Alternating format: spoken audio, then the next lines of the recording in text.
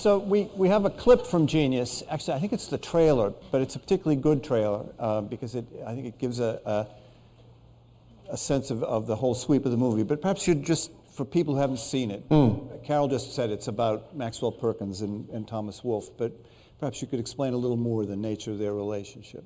Certainly. I'll try to. Maxwell Perkins, at the end of the 1920s, was the leading editor at Scribner's and Sons here in New York. Prompt me if I go wrong here, by the way. That's good. And a manuscript came across his desk, which took him a weekend to read through, at the end of which he felt he had discovered a new American literary great. And he embarked on a relationship with Thomas Wolfe as his editor, that brought these two men together on an extraordinary journey, both as collaborators, as friends, as surrogate father and son, and indeed drew them both away from the female relationships that they were in. And it's an investigation really of the creative process of editing a book and writing a book. It looks at the essence of what genius is. Is genius in collaboration? Is it in the hands of one man or another? Can someone be a genius of friendship? Can someone be just a genius of collaboration? And it's also an opportunity to look at, certainly from a British point of view, the life of these two great men who seem to have slipped somewhat into history's shadows. Let's look at the clip. So I think we can watch it. Every word matters. No, it doesn't. They're vital. Nonsense. Vital. You're losing the plot. He's falling in love. What was it like the first time you fell in love, Tom? Was it cornstalk yellow and pompous Chesterfield? It was a lightning bolt. And that's what it should be. A lightning bolt. Save all the thunder. I got you. I got you. Cut that. Cut that. All right. We cut the textile. We saw a woman. Cut. But it was her eyes that stopped his breath in his throat, that made his heart leap up. Now, cut the Wordsworth. It stopped his breath. Blue they Now, were. cut the marine line. Blue beyond blue like the ocean. Cliché. A blue beyond blue like nothing but blue. a blue he could swim into forever and never miss. Cut this. And pick up with? Had there ever been such blue? Had there ever been such eyes? Don't need the rhetorical. Why? It's not a lightning bolt, it's a digression. A blue beyond blue. No. Her eyes were blue. Better.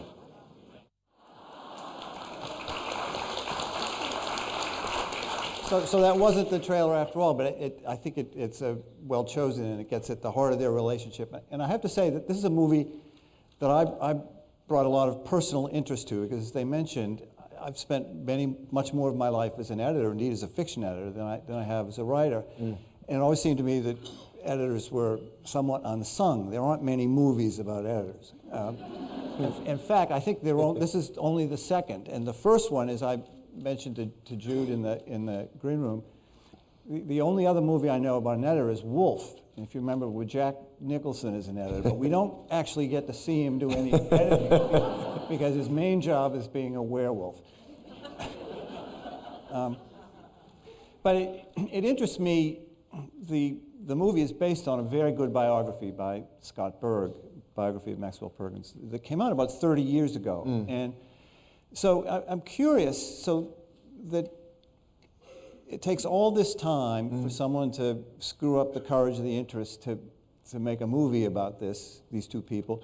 And it's curious to me that when it happens, it's a British theater director who does it. The movie is directed by Michael Grandage, who, in case people here don't know, he's easily the greatest British theater director of this generation. But this is his first movie. That's right. So I'm curious, he could have, do you know, what was it?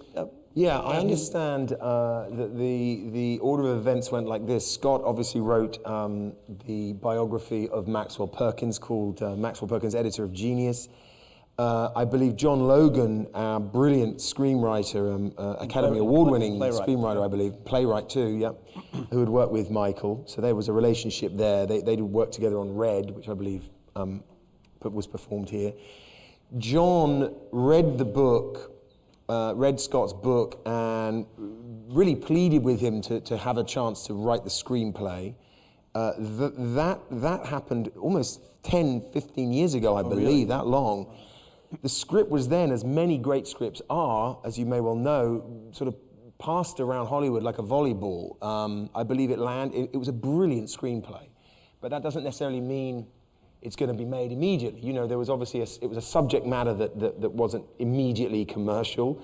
So it was, as I said, it was passed around Hollywood. I believe it landed in various directors' laps and was either looked at or investigated to be made, was never made, which again happens all the time. Along that journey, it picked up the interest of Colin Firth.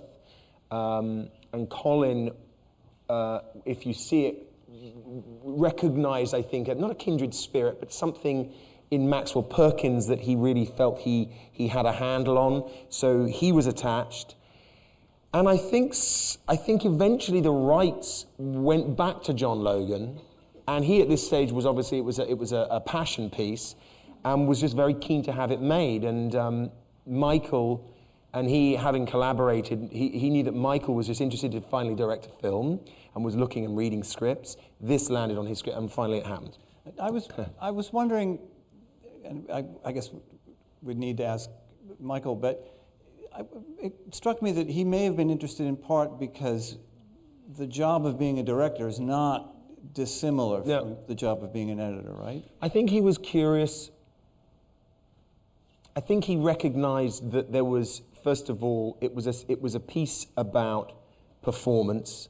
It was a piece, not to limit it, but it was a piece. It's a domestic piece. It takes place in rooms and offices, and is very much about the spoken word. So I think for a theatre director, dipping his toe into the medium of film for the first time, it felt that it was an area he was experienced in and could bring his experience to. But you're right, and I've spent the day doing Q&As with him, so I can quote him quite succinctly in this. I know that he recognized in their relationship, of a creative, well, no, they're both creative men.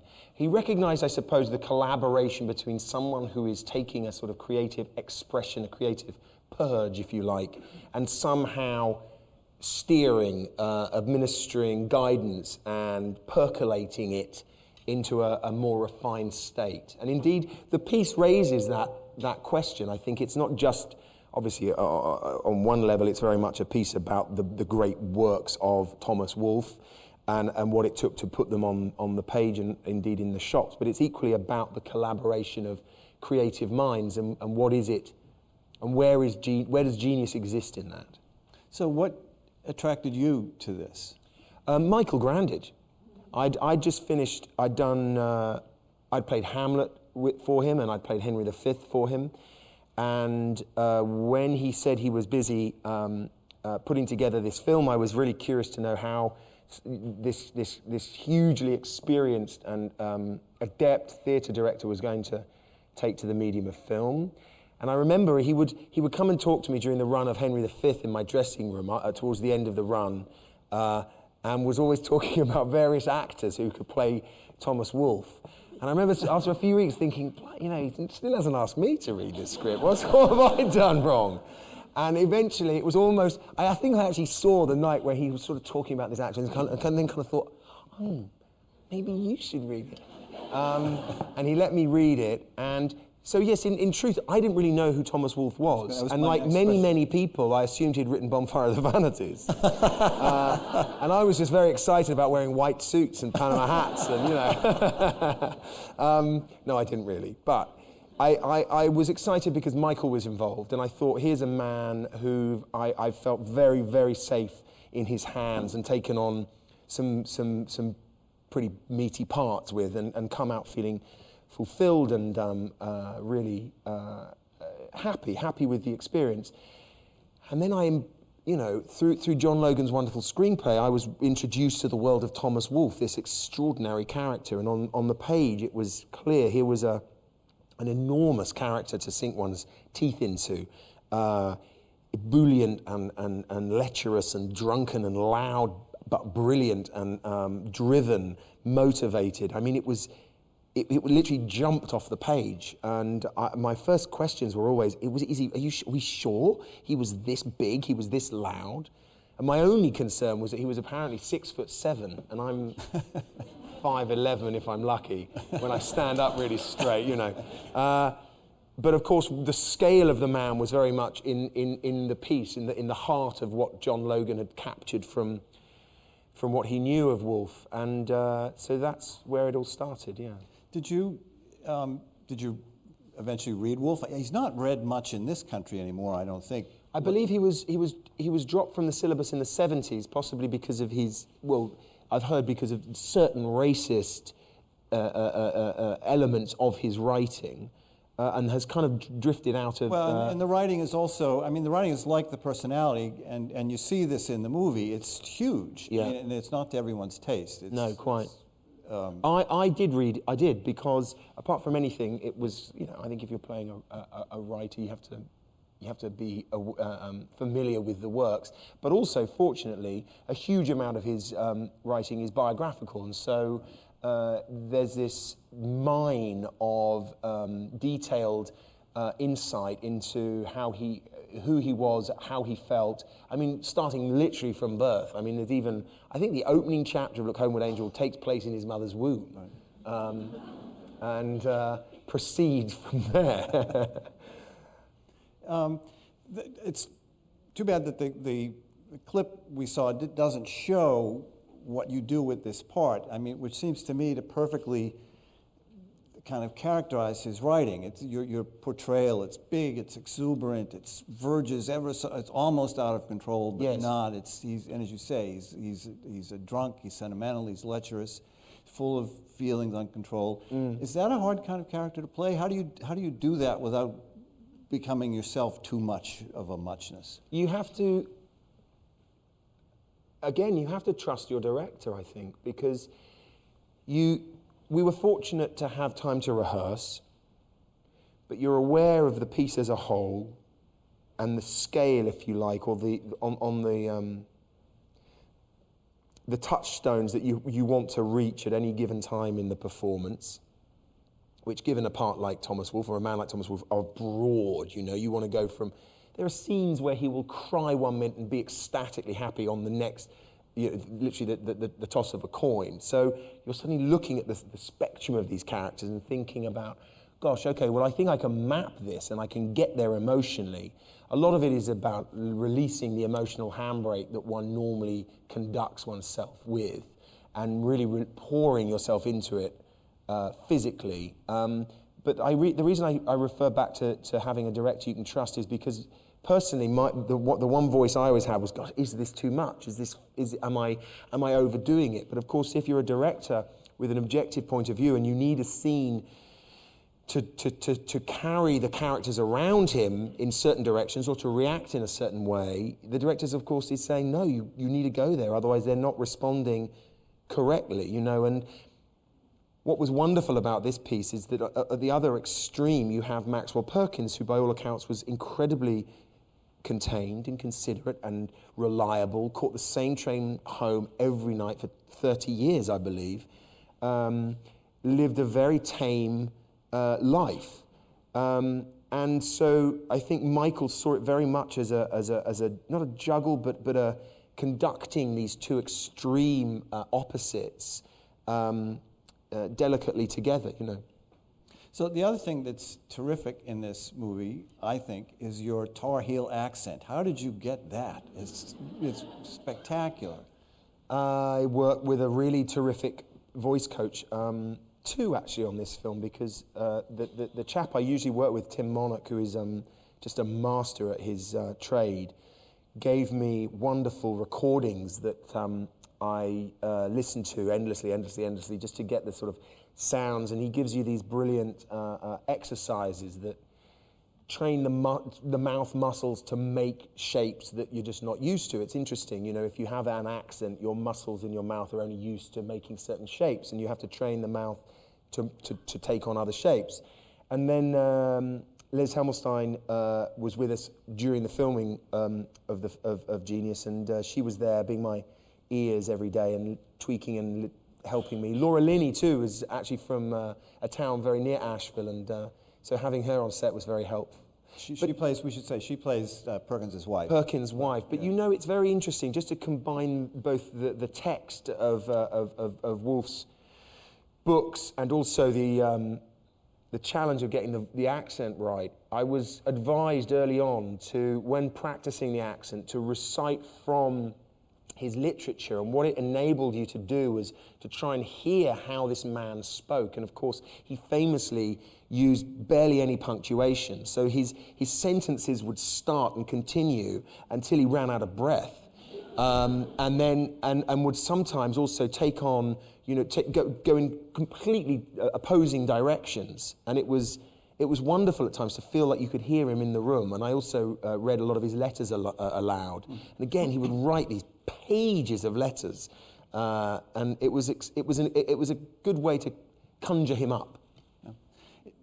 It wasn't till I agreed to do this and started thinking about meeting you that it suddenly occurred to me that you actually have played a North Carolinian before. I have.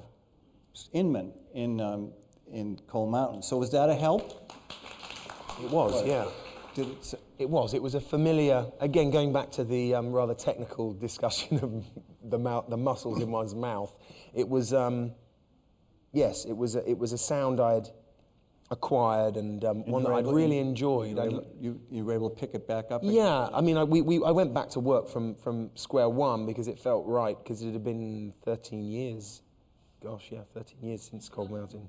So I started from square one, but it was also a sound that I enjoyed. I haven't always done accents that I particularly enjoyed, but I liked it very much. We actually have a clip from Coal Mountain, so maybe we take a look at that.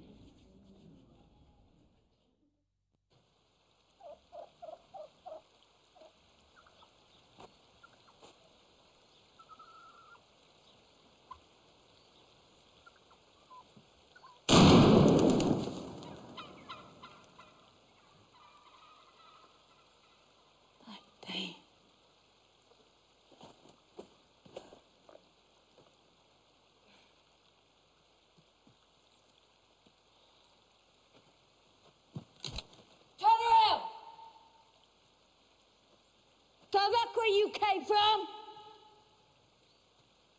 Go back.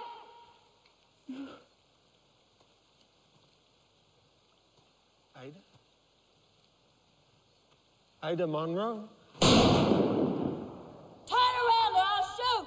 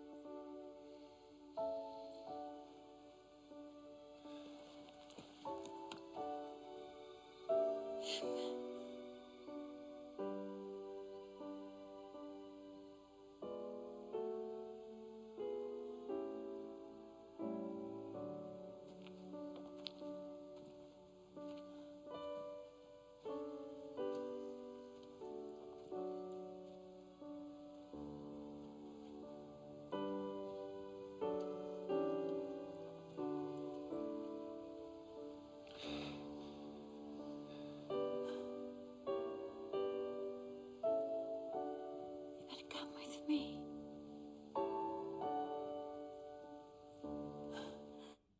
I haven't seen that in a long time. Pretty great. But it must have been an immensely difficult part. I mean, by the end, some of that's makeup, but it's not all makeup. I mean, you have literally been through it, right? Yeah. It was an interesting experience. It was very well considered by everyone, you know, on the behind the camera as to how to capture this immense journey and time scale. And they were really considered, well, led by the wonderful Anthony Minghella, who I know you wanted to talk about tonight.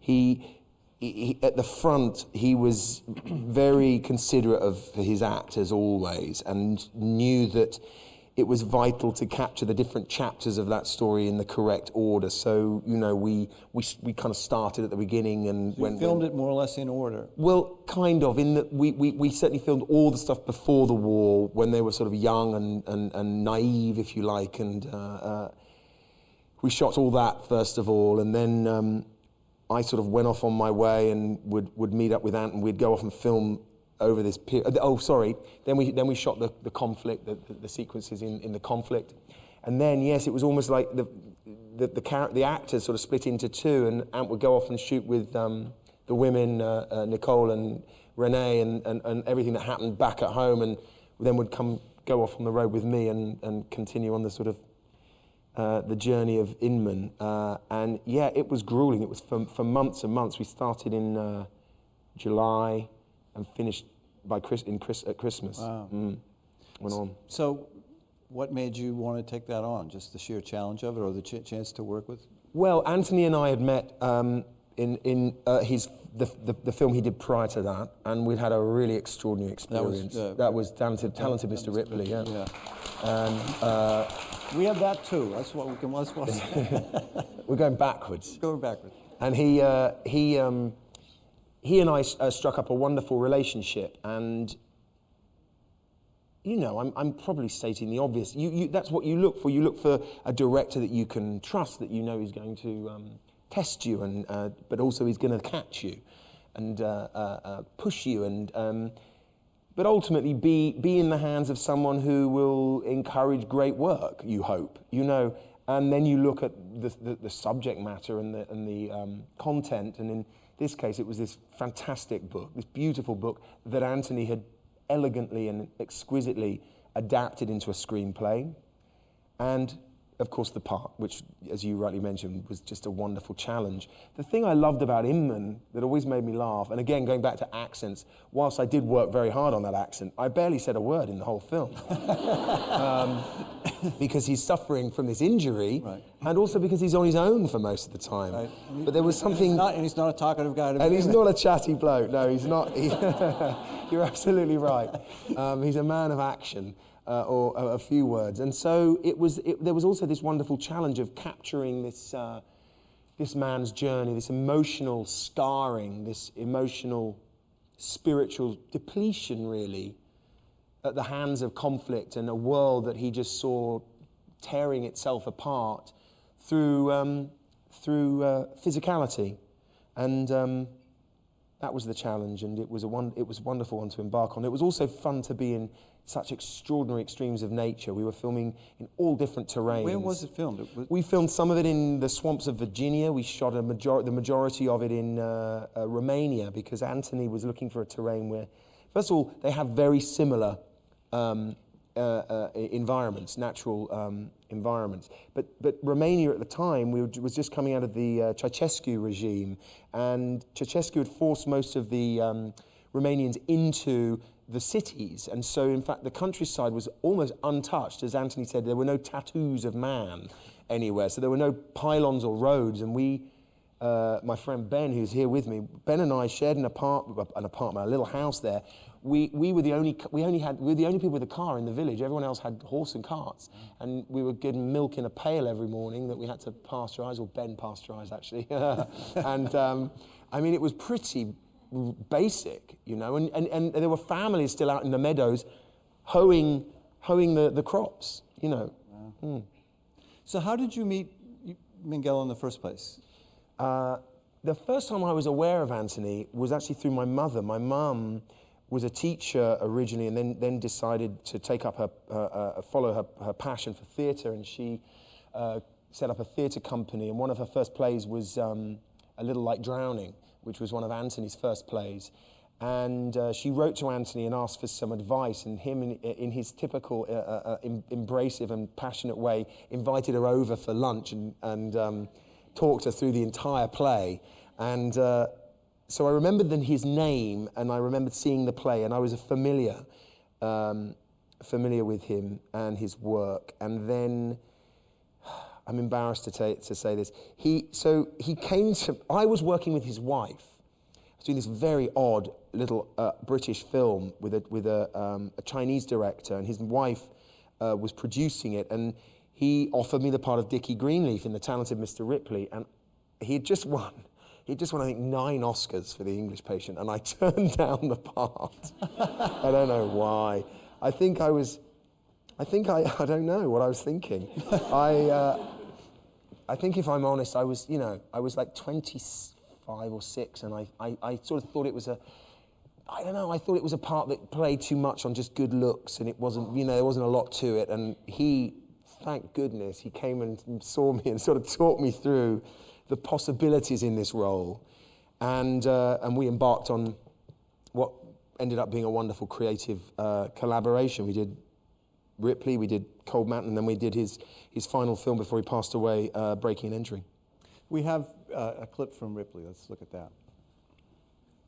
I'm seeing a lot. Crazy. Dickie, cut, slow down. Hold on. So it's gonna, no, wait a minute. It's gonna, oh God, no, stop, it's not funny, it's not funny, it's not funny. Stop it. Yeah, oh, I love it here. I love it here. I'm gonna move here. Beautiful.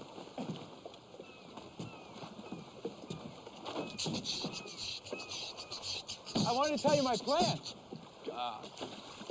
So tell me. Well, I thought I'd come back in the new year under my own steam. Really? To Italy? Of course.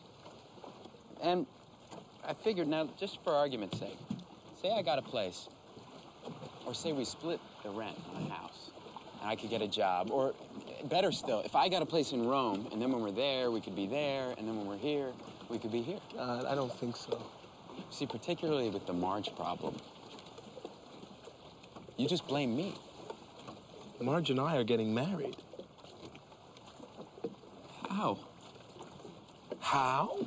Yesterday, you're ogling girls on the terrace. Today, you're getting married? That's absurd. I love Marge. You love me. You're not marrying me. Tom, I don't love you. No, I don't mean that as a threat. To be honest, I'm a little relieved you're going. I think we've seen enough of each other for a while.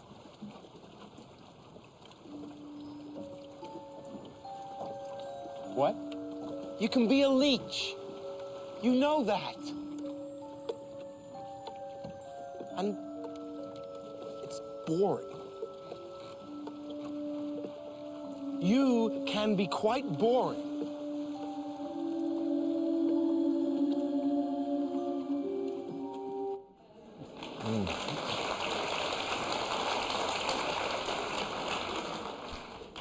I rewatched this myself the other day, and it occurred to me, in retrospect, there's maybe a tiny bit of Thomas Wolfe in Dickie Greenleaf. He's a jazz musician. Else said that to me today. He's exuberant. He's, he's a bit of a lech. He's self-centered.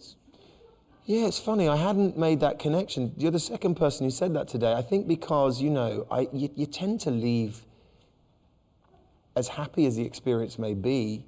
That film was a long time ago now, and I haven't seen these clips in years and years, and so I suppose Dickie was pretty much out of my system, and therefore didn't necessarily make the connections with Thomas Wolfe. But sure, there are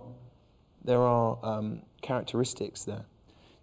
I read somewhere that around the time of this movie, Minghella said about you something like, your greatest obstacle as an actor was your looks, by which he meant, I think, that he worried that you could be typecast only as a leading man, and that people would not know what a very good actor you are, besides being a very good-looking one. It's a nice problem to have. A lot. But has it worked out that way in your career? Do you think that you have had to struggle to get out from underneath that, or was it? It's a very uncomfortable and odd conversation to have in a way, because by discussing it, it's like confirming that I think I'm this incredibly good-looking man. You know what I mean? Although I have to say, looking at that, which I can now at the age of 43, I was very pretty. Back then. But you know, like anyone, you wake up and you love your face, you hate your face, your face is your face, and you. I mean, I would also add that, you know, the thing with looks in an acting career is that they, I don't know. You know, there are unconventional looking actors who have fantastic careers because they're unconventional looking. So it's not always a given that, oh, people think you're good looking, therefore you're going to have this wonderful career or not get offered. I think in the end you're found out, and it's therefore what you choose to do and what you deliver.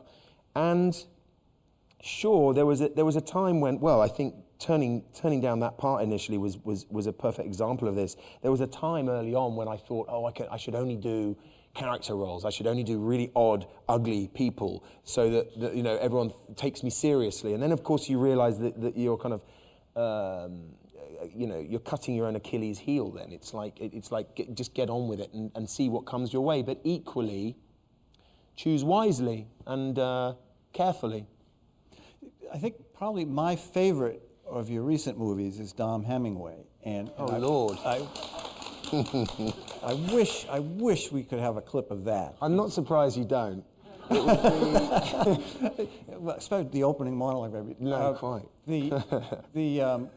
Well, it's hard to explain, except that you play this kind of second-rate safecracker who gets out of jail, but part of what makes it so wonderful is you seem to be taking terrific pleasure, and you look really seedy in this movie. Yeah. You seem really to be enjoying that.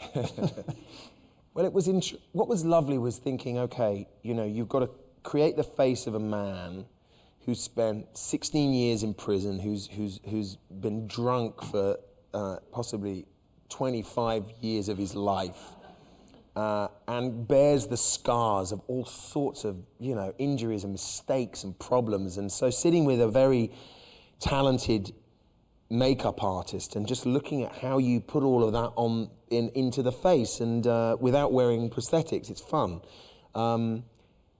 Because then you feel like you've got the mask of the character, and once you've got that mask, you disappear into him or her. The other great thing about this movie is that he has these monologues. That, yeah. I mean, they're like the monologues in a play, yeah. really, more than a movie. But they reminded me of that, and I think that's something that really appealed to me. You know, he loved the sound of his own voice, and he reminded me of a sort of Falstaffian kind of a drunk who would, and was also, even though he was an uneducated man and not a man who probably read very much, he had a wonderful way with words. And Richard Shepard, who wrote it and directed it, really embraced that type of drunk, and I thought, you know, put some beautiful words together.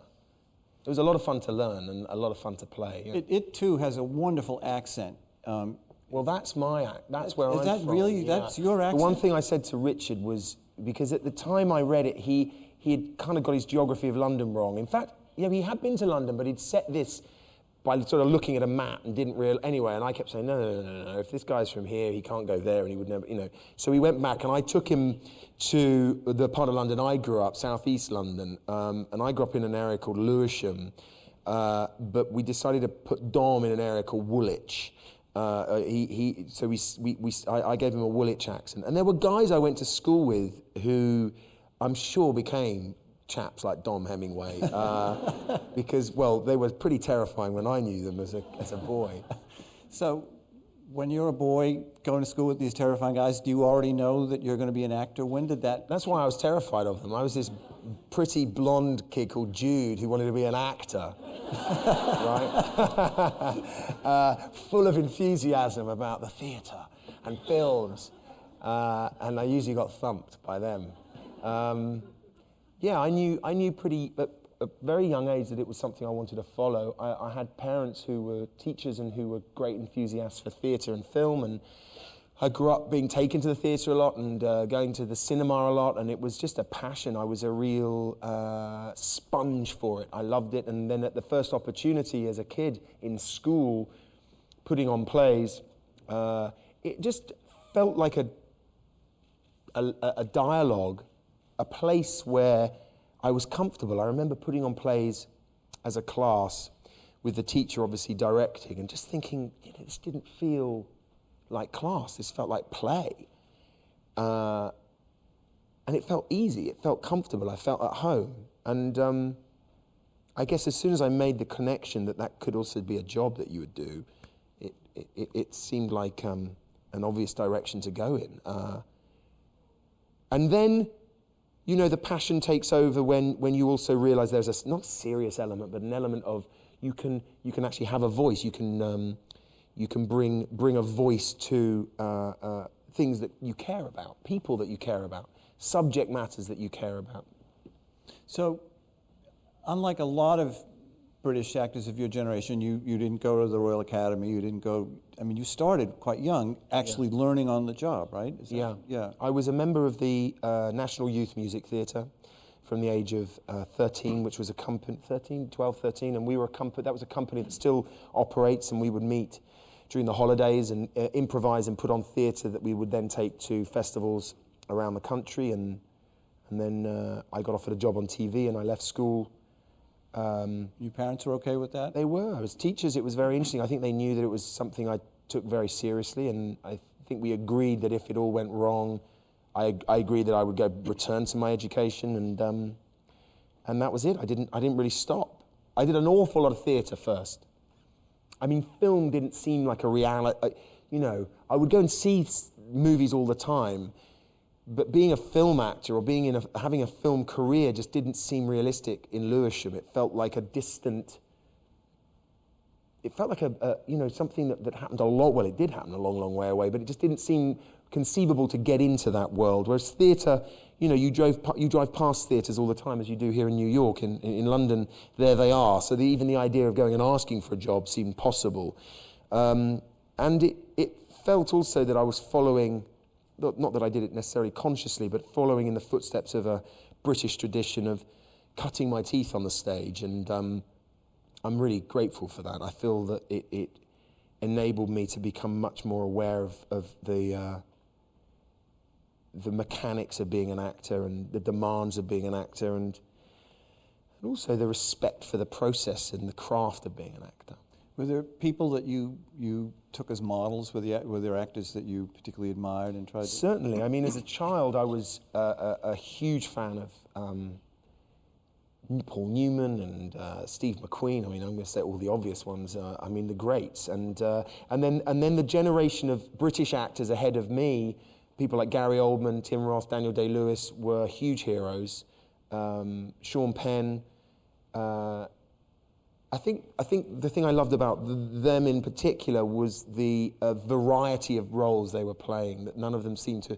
I remember in one year seeing My Beautiful Laundrette and then Room with a View, and I just couldn't believe it was the same actor who had done both. And having that in mind, the opportunity of keeping yourself guessing and keeping your audience guessing as to what you would do next.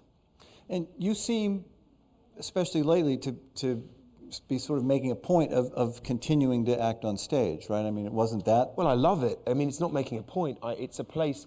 I was quite surprised. I think I've got my mic. I was surprised that I'd left it so long. There was a window at some point, I can't remember, where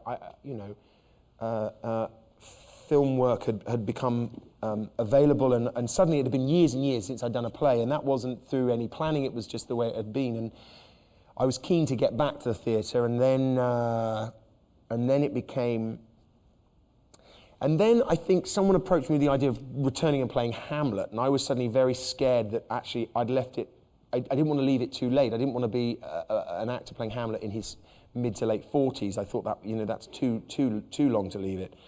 So, and I had such a great time playing that with Michael Grandish directing, that it just reminded me of how much I love that process. You weren't terrified to be Hamlet? Of course. But but I'm terrified every time. There's always an interesting journey where you're very excited about the idea, and then the day you say yes, you become immediately regretful. You think, why have I taken this on? I'm gonna fail miserably. And then particularly in rehearsals for a play, you're 2 weeks in, you haven't quite mastered the text, you're still sort of checking, you're trying things out, you're spending your whole time at home pacing around, worrying, running lines, and people are buying tickets, and you suddenly think, this is disaster. Everything, and all you can do is block out the fact that at some point you're going to have to go on stage and perform this, and just follow the process, But what I've realised is that terror, that fear, is why I do it. I mean, there can be no other reason that it's mastering that fear and getting to the point where you think, well, either I'm going to give it my all and I'll fail miserably, and that's fine, at least I've tried, or it's going to be a triumph and it will be a wonderful experience for everyone, you hope. One of the things that has always fascinated me is the difference between film acting and stage acting. And over the years, I've asked a lot of actors about that, and I've got a million different answers. And I've been told, it's all pretty much the same, it's all acting. Oh no, it's night and day, film is easier, stage is harder, other way around. What is it for you? What's the difference and what's the appeal? Well, I think both answers are true. I think they're very similar in ways and incredibly different. For me, I think the clearest difference is that directing is very much, film is a director's medium. And film usually, every film to me has something to do with the director that directed it. And theatre is an actor's medium. In that you are, as an actor, allowed through the journey of the rehearsal and then the run of the play, allowed to inhabit and own a part that once the director has left, and I'm not saying you suddenly, put in all the bits that you like that the director told you to stop doing, although, that happens too. There's just a greater sense of freedom that you are in charge of this role at all times and embody it for the entire duration that you're on a stage.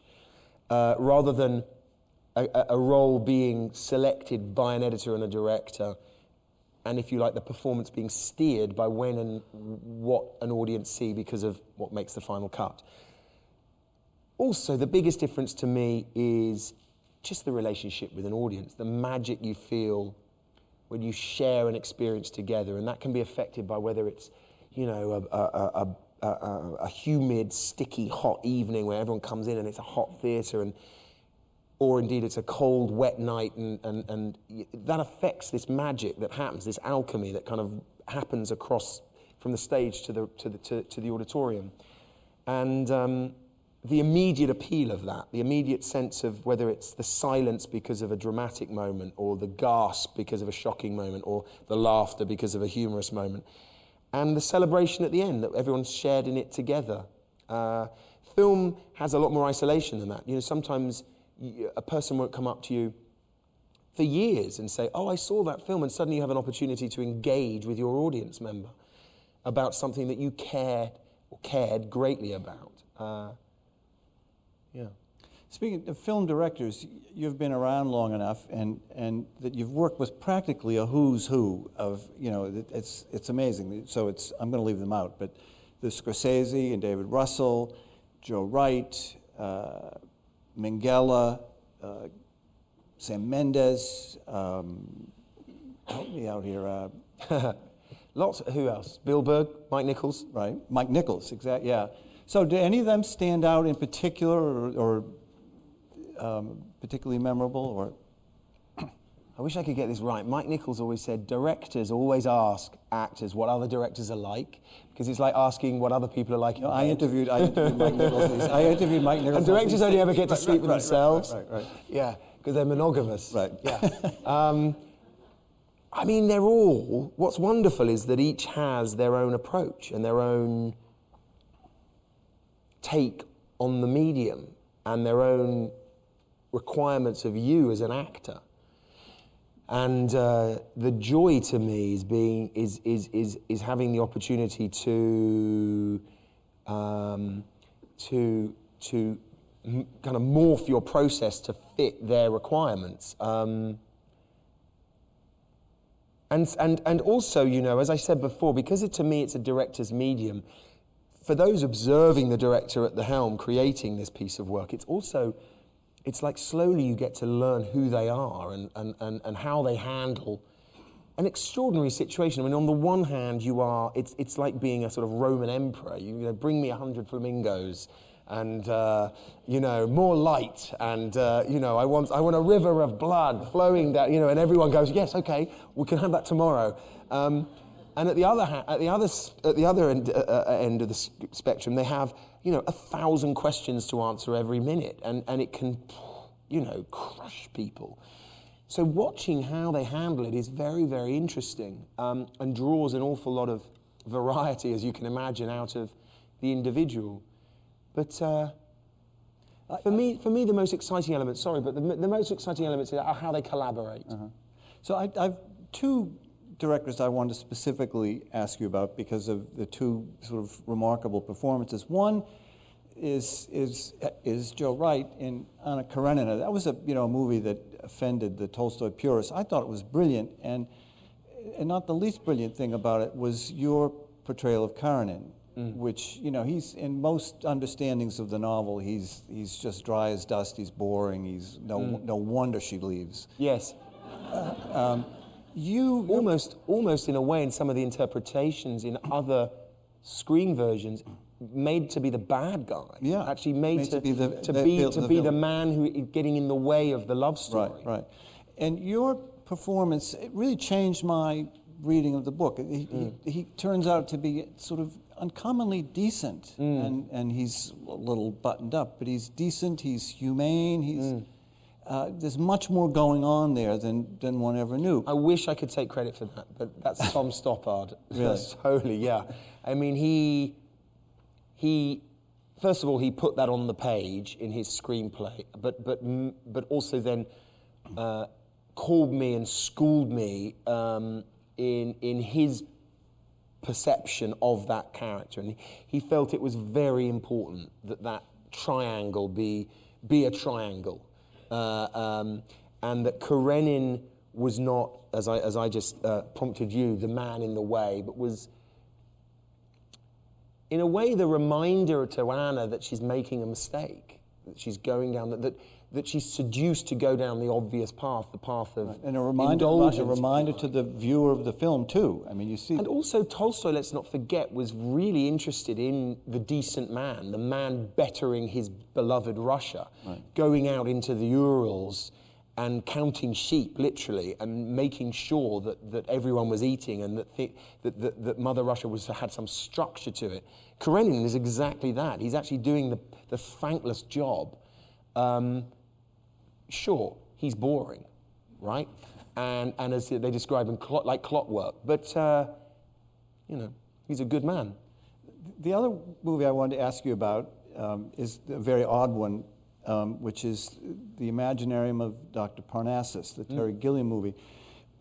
Terry Gilliam is somebody I've interviewed a couple of times, and he's had this sort of star-crossed career, and this movie in particular, it began with starring Heath Ledger, and Heath Ledger died during the making of it. And so you, Johnny Depp, and Colin Farrell all stepped up and played the Heath Ledger part. It's extraordinary generosity, I thought. And the thing about the movie, you watch it at first, you think, well, that's kind of weird, and then you forget about it, and it works. I mean, fortunately, because it was a Terry Gilliam film, I mean, so I don't think that would work, you know, in almost anyone else's. You're in this sort of incredible fractured world of his Imaginarium. I mean, talk about a film representing a director. Terry's are such a clear, they're like pounds of flesh. They're parts of insights into his extraordinary imagination.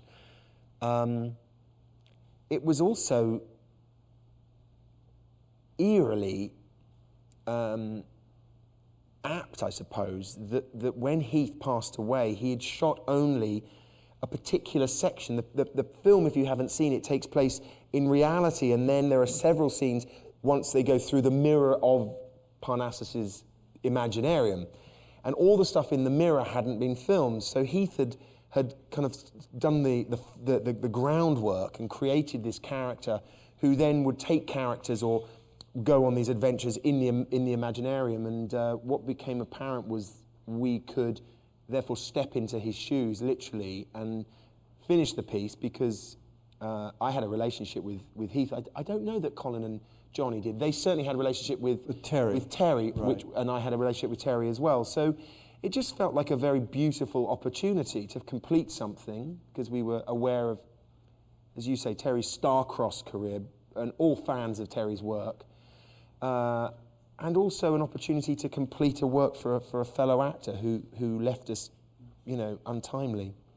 So, at this point in your career, presumably you can kind of pick and choose what you want to do. So, what do you look for when somebody comes to you now? What is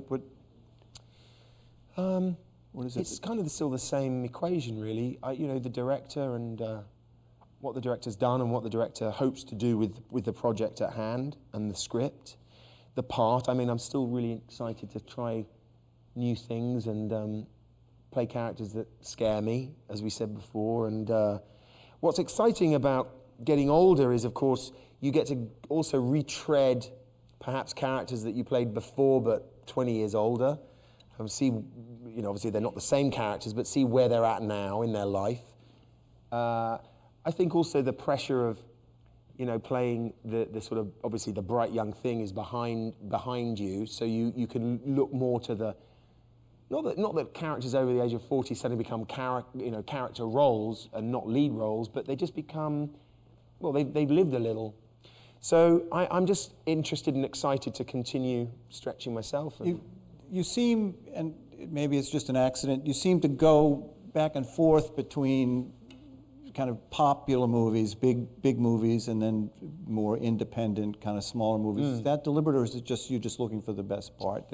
I tend to just try and look for the best part. I mean, sometimes, it makes sense. It's a kind of a business decision to keep yourself connected to bankable projects so that you can help bankroll the smaller projects.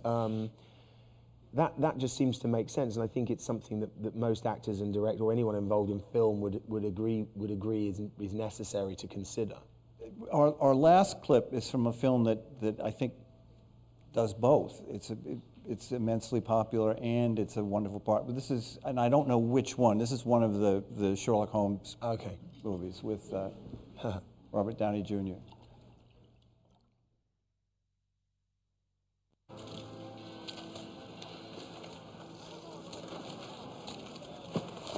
I haven't slept all night. Not a wink. Why I ever believed that I would get to have tea with Mary's parents is beyond me, having been talked into going with you. We were set upon, man. It was self-defense. I've been reviewing my notes on our exploits over the last 7 months. Would you like to know my conclusion? I am psychologically disturbed. How so? Why else would I continually be led into situations where you deliberately withhold your plans from me? Why else? You've never complained about my methods before. I'm not complaining. You're not. What do you call this? How am I complaining? I never complain. When do I complain about you practicing the violin at 3 in the morning? Or your mess? Your general lack of hygiene, or the fact that you steal my clothes? We have a barter When system. do I complain about you setting fire to my rooms? Our rooms. The rooms. When do I complain that you experiment on my dog? Our dog. On the Redstone dog. is our dog. Where I do take issue is your campaign to sabotage my relationship with Mary.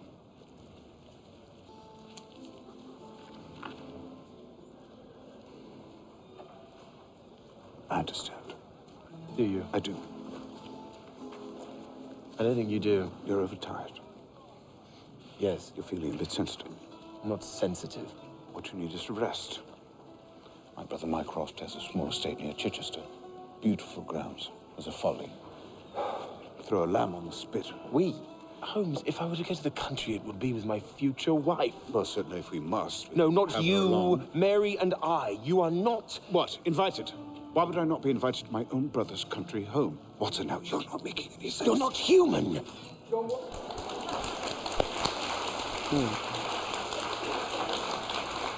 Part of the charm of these movies is the chance to see two world-class actors playing off one another like that. Does it feel that way when you're doing it? Yes, they're great fun to make. Yeah.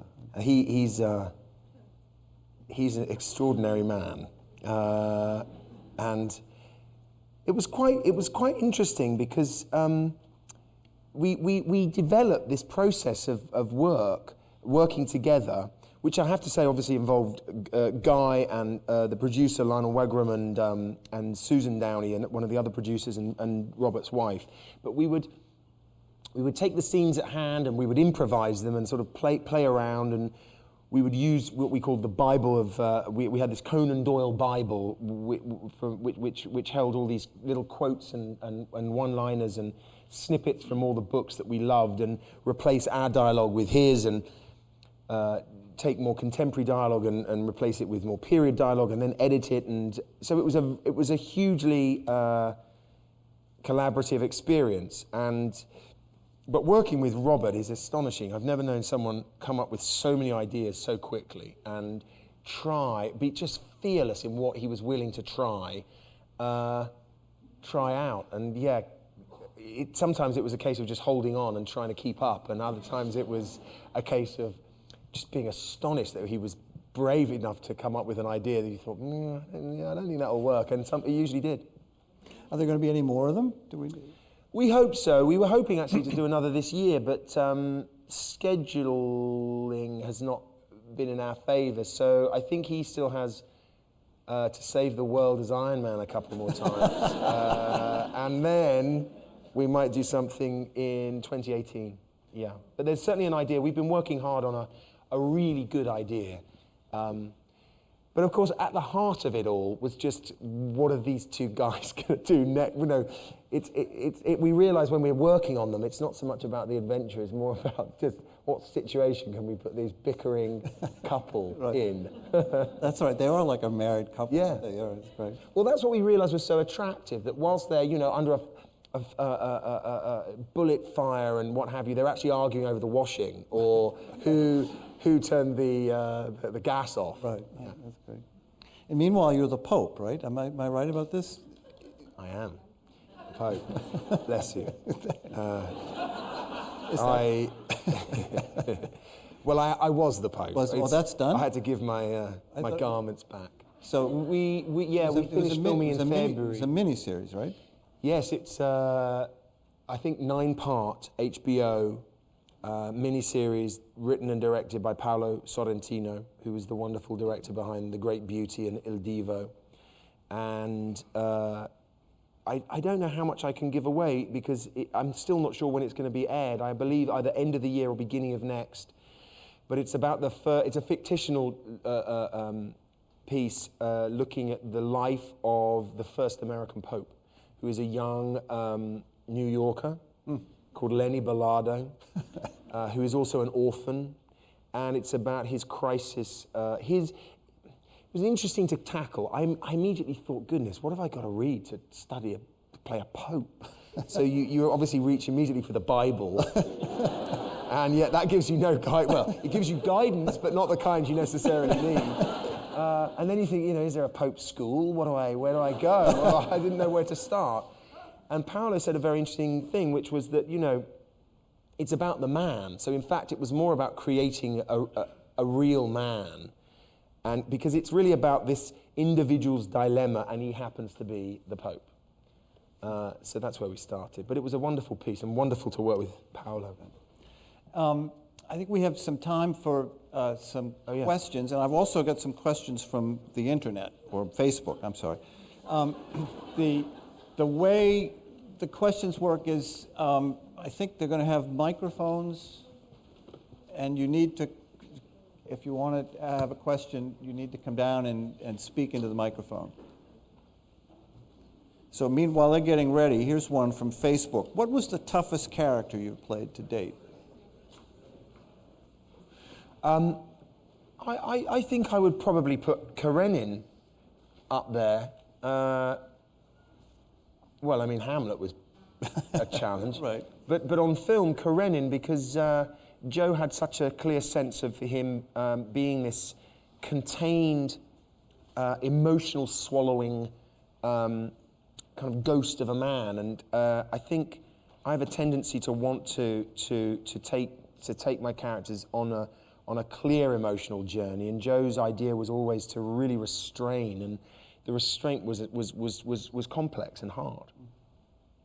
Question there? Jude. Hello there, It's how are you? Dolores, hi darling. Jude, 3 times I crossed the pond to see you in Hamlet, I know. Anna Christie, and Henry V. I'm pushing 88 years. Will you bring obsession to Broadway and save me the energy, my love, my beautiful love? Well, I beg of you.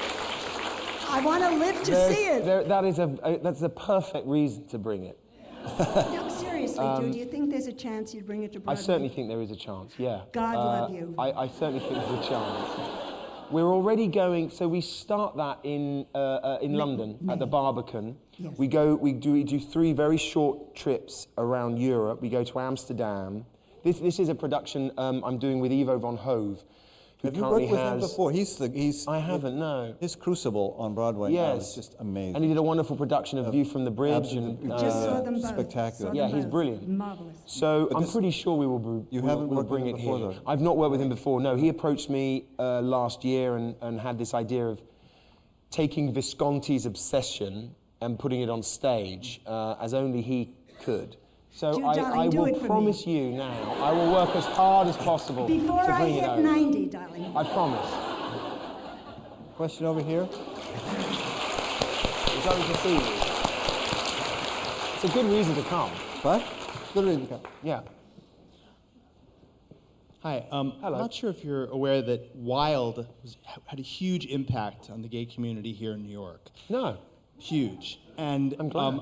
I just wonder, I know it's a while ago, but what was it like for you at that point in your career to be playing a character that I mean, we talked earlier about, being cast for physical beauty, but also the emotional depths that this man, and the kind of size of the character. Yeah. That was an awfully huge thing for someone so young to be tackling. Could you talk a little bit about what that was like?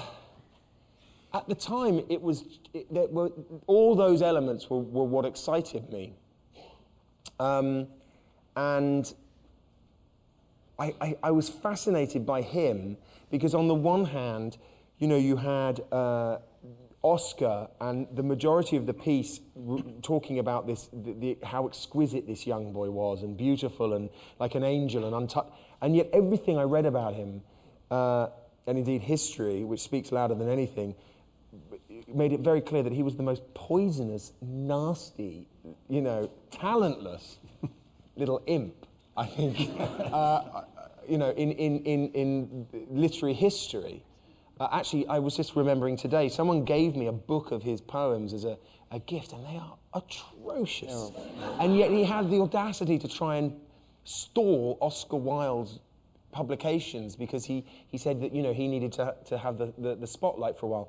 But as a young actor, it was, I'll be honest, I look back, I was, I think, 24 when I played Bosie, and there was a certain amount of blind fearlessness, but the challenges were what really excited me, I think. And I was also very aware that it was a great opportunity to put this, although it was sadly tragic, but this great love story on film for possibly the first time, and also honestly, where we could show their physical love, their physical attraction, and the physical world, the sexual world that Oscar inhabited in London, albeit behind closed doors and illicit. it felt incredibly important to put all of that out there. So I'm thrilled that you say that it had that relevance. Thank you. Thank you.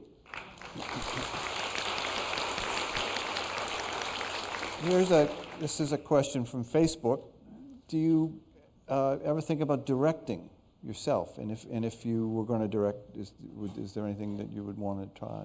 Yeah, I've thought about it a lot, and more so recently. And there's a project I have in mind. It's more a case of not finding the time because I'm terribly busy, but finding the time when I know that it's in the right shape and I'm in the right shape, and it's a complicated process. But the more I kind of dwell on it, the more, first of all, I'm certain it's something I want to do, and the more I remind myself to get a move on and just do it. The one thing I hear is that it is always the most wonderful experience, terrifying but wonderful. So I'm certainly curious to move into that area. Yes. Okay, first off, I wanted to say that I think you're one of the most charming British actors I have ever had the pleasure of meeting. Thank you. And speaking on the movie Genius, even I though would say charming, we could take British out. We could just say, don't you think? In my role as editor, I'm going to delete. All right, you do that. Right, and speaking on the movie Genius, even though you play an editor, did you ever have a favorite book from either Hemingway or Fitzgerald? Did I ever have a favorite book? A favorite book. I'm not an editor in it. I play a writer. All right, and Colin plays the editor. But yes, The Beautiful and the Damned, I think, is my favorite Fitzgerald. Hemingway, my favorite Hemingway. Gosh. I think possibly The Sun Also Rises. All right. Here's another one from Facebook, which asks, talking about your role in Spy, when you play the straight man to Melissa McCarthy, and whether it sort of ties in a little bit to the Watson character. Do you think about doing more comedy? Yeah. It's not necessarily something, because I haven't played an out-and-out comedic role, it's not something that comes my way. I don't think people would read a comedic script, and very often nowadays, comedies are, what's the word? They're sort of created from source by the lead comedian, right. Who goes, do you know what I mean? It becomes a vehicle, that's the word. You don't think of Dom Hemingway as a comedy? I suppose Dom Hemingway is a comedy of sorts, yeah. And I like to think of, there are a lot of Sherlock Holmes that has comedy in it. Right. A part I really want to play on stage is Benedict in Much Ado About Nothing. I love the last scene in Henry V. There's there's a huge comedic scene at the end of Henry V, the wooing scene with Princess Catherine, and I loved it every night. It was a great sort of breath, release. So yeah, I'm always looking for different challenges. We only have questions on this side, I guess. Hi, Jude. Hello. Thank you for being here. My question for you is, what is your advice for upcoming or new actors?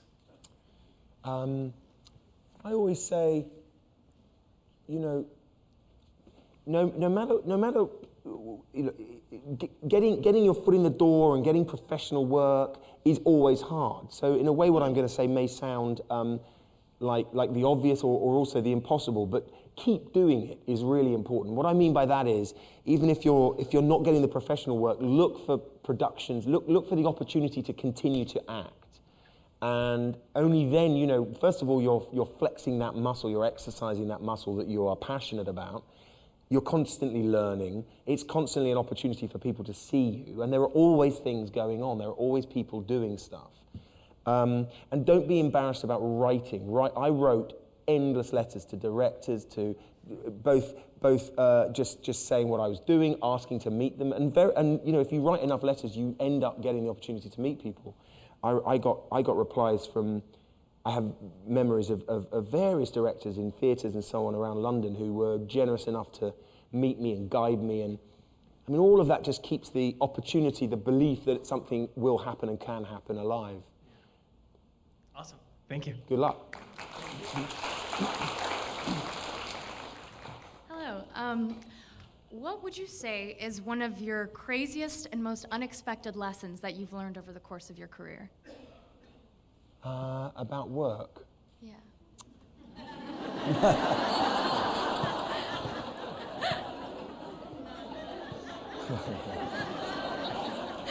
Gosh. Craziest lesson. That's tricky. Or the toughest? Yeah. I think it's the, I don't know that crazy is a tricky one to put into, yeah. I suppose, referencing Robert Downey again, the idea of keeping yourself away from the obvious. You know, the obvious is always glaring you in the face. And it's kind of what everyone's expecting you to do, it's what you're expecting to do, and it's a safe place to go. And eventually, if all your ideas run out, you're going to end up going there anyway. So I suppose the lesson is to keep yourself, keep challenging yourself. And I mean in the moment, whether it's a choice in a scene, whether it's in a part you take, what you say no to, what you say yes to. Do you see what I mean? It's constantly keep yourself guessing, because the path, the obvious path, will always be there to tread. Yeah. Thank you. All right.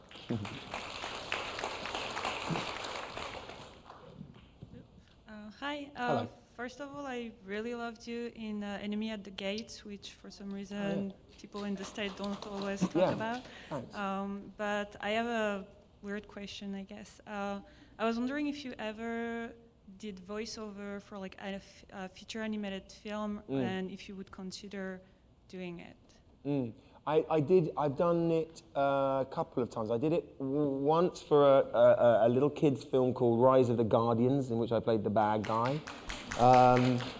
Much to the horror of my sister's youngest son, who loved that film. I think he was like 4 when it came out and hated that character, and my sister couldn't tell him that it was her uncle's voice, because she was very scared that he'd never let me back into the house at Christmas. And then I was just part of a really eccentric and exciting project that Ezra Koenig, who's the lead singer of Vampire Weekend, he wrote and conceived this animated series that's about to start, I believe, on Netflix, called Neo Yokio. Have you heard about it? Yes. Yeah, I play. So I think Jaden Smith is playing this little boy called Kai in it, and I'm his butler. I'm this kind of huge robot butler called Charles, who is also a rocket ship. And it takes place in a New York that is sort of combined with Tokyo in the future. Thank you. So the last question. The last question from Facebook are, what are Mr. Law's plans for dinner? But how can you be asking that on Facebook? You're going to have dinner on Facebook? I don't understand. But anyway, thank you very much. Thank you. Bye-bye. Thank you. Bye-bye.